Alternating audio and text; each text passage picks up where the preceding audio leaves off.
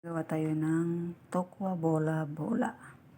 Ayan, lagyan siya ng egg, flour, sibuyas, tsaka carrots, oyster sauce, salt, and pepper.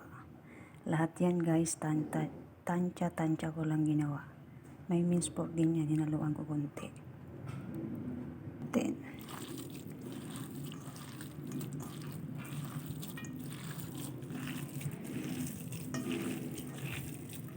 wala kaming spring onion kaya hindi ko siya nalagyan.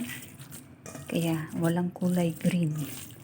Ang kulay, ganyan lang siya, lamas-lamasin. Tapos, bola-bola mo siya, i-roll mo siya sa circle.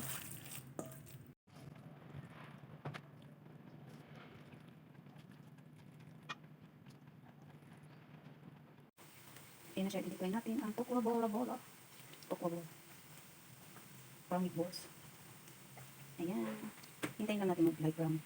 Ayan na guys, binaliktad na natin siya. Sa other side naman yung lulutuin natin. Ayan.